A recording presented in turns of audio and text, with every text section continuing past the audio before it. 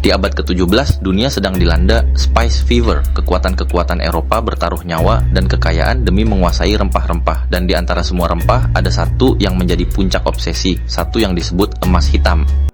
Pulau Run terletak di Kepulauan Banda, Maluku, bagian dari Kabupaten Maluku Tengah. Pulau kecil ini terkenal secara historis karena menjadi pusat perdagangan pala pada abad ke-17 dan pernah menjadi rebutan antara Inggris dan Belanda, bahkan ditukar dengan Pulau Manhattan. Rempah itu adalah Myristica fragrans atau buah pala. Pala bukan hanya bumbu dapur, di Eropa ia adalah obat ajaib. Diklaim mampu menyembuhkan wabah Black Death, pandemi hebat yang melanda Eropa, Asia, dan Timur Tengah pada pertengahan hingga akhir abad ke-14, mengakibatkan kematian massal diperkirakan menewaskan 1/3 hingga 2/3 populasi Eropa, dengan total kematian global mencapai setidaknya 75 juta jiwa. Rumor ini melambungkan harga buah pala hingga melebihi harga emas.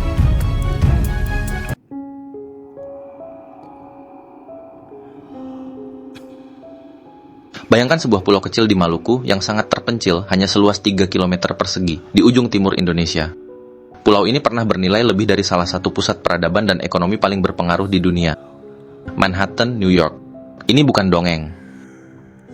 Kali ini kita akan bahas fakta sejarah Nusantara yang jarang orang ketahui, yaitu tentang Pulau Run dan komoditas yang menjadikannya rebutan dunia luar.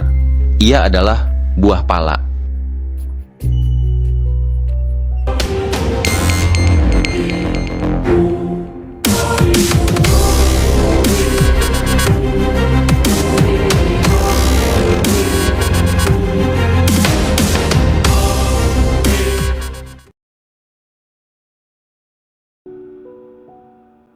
Pulau Run terletak di Kepulauan Banda, Maluku, bagian dari Kabupaten Maluku Tengah. Pulau kecil ini terkenal secara historis karena menjadi pusat perdagangan pala pada abad ke-17 dan pernah menjadi rebutan antara Inggris dan Belanda, bahkan ditukar dengan Pulau Manhattan. Pulau ini mungkin tak sebesar pulau-pulau di sekitarnya, namun di balik garis pantainya yang sunyi, tersimpan kisah yang mengubah peta dunia, sebuah kisah tentang sebatang pohon rempah yang harganya melebihi emas.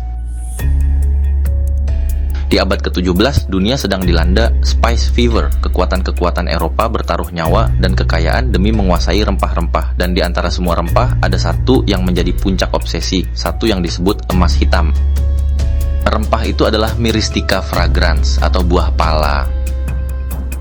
Pala bukan hanya bumbu dapur, di Eropa ia adalah obat ajaib. Diklaim mampu menyembuhkan wabah Black Death, pandemi hebat yang melanda Eropa, Asia, dan Timur Tengah pada pertengahan hingga akhir abad ke-14, mengakibatkan kematian massal diperkirakan menewaskan 1/3 hingga 2/3 populasi Eropa, dengan total kematian global mencapai setidaknya 75 juta jiwa. Rumor ini melambungkan harga buah pala hingga melebihi harga emas.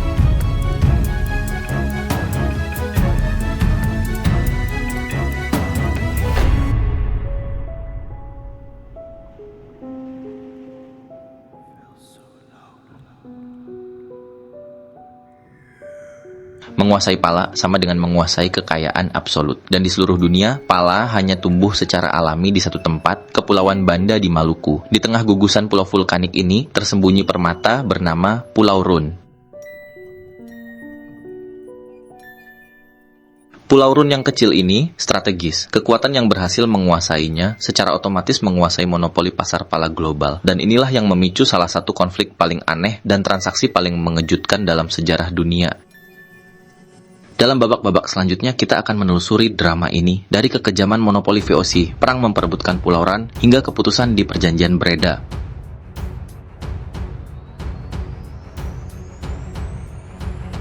Perang memperebutkan Pulau Run adalah konflik antara Belanda VOC dan Inggris EIC di abad ke-17, utamanya karena Pulau Run adalah salah satu dari sedikit lokasi yang menghasilkan rempah pala yang sangat mahal, yang berujung pada pertukaran Pulau Run dengan Manhattan melalui Perjanjian Breda tahun 1667, di mana Inggris mendapatkan New York dan Belanda mendapatkan Pulau Run untuk monopoli pala, meski pada akhirnya Pulau Run dihancurkan dan Manhattan berkembang pesat.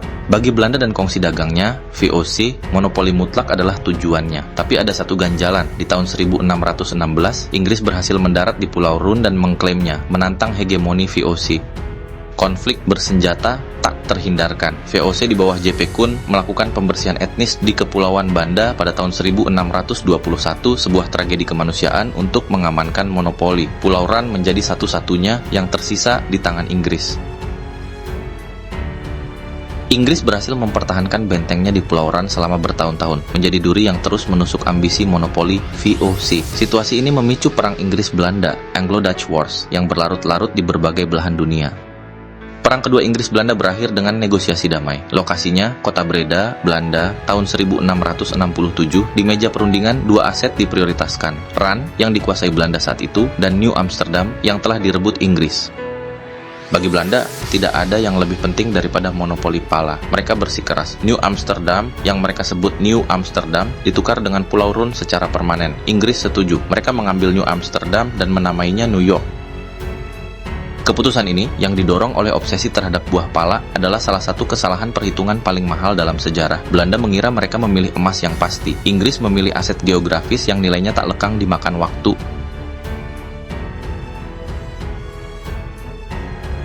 Kurang dari 1 abad setelah perjanjian Breda, takdir kedua pulau ini terbalik total. Monopoli pala VOC runtuh ketika seorang mata-mata Prancis, Pierre Poivre, berhasil menyelundupkan biji pala dari Banda. Pala mulai tumbuh di Grenada, Sri Lanka, dan tempat lain. Nilai pala anjlok drastis. Emas hitam menjadi rempah biasa. Pulau Run yang dulunya diperebutkan oleh dua raksasa maritim, kini nyaris terlupakan. Sementara itu, New York, Manhattan berkembang pesat. Lokasi pelabuhan alaminya yang luar biasa menjadikannya pusat perdagangan. Ia berevolusi dari kota kolonial menjadi metropolis dan akhirnya pusat keuangan dunia. Hari ini, Pulau Run adalah surga yang tenang, damai, bagian dari Maluku Tengah, namun jauh dari gemerlap global. Warisannya hanya sisa-sisa benteng dan keindahan alam. Manhattan di sisi lain adalah ikon global.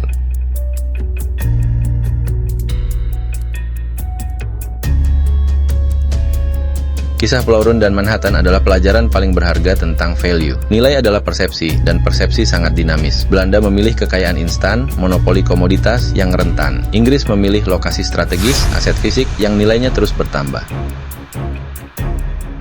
Jika kita dapat merenungkan, apakah buah pala zaman kita adalah investasi yang menjanjikan saat ini, seperti koin tertentu, saham hype, atau tren sesaat, memiliki nilai intrinsik dan potensi jangka panjang, atau ia hanya akan menjadi komoditas baru 50 tahun dari sekarang? Sejarah telah mengajarkan kita tuh keputusan yang terlihat logis hari ini bisa menjadi ironi besar dalam retrospeksi sejarah. Bijaklah dalam menentukan nilai dan investasi. Kisah Pulau Run dan Manhattan adalah warisan wawasan yang tak ternilai harganya. Apa aset yang nasibnya akan seperti pala di masa depan? Terima kasih sudah menonton sampai akhir. Jangan lupa like dan subscribe channel Wawasan Warisan.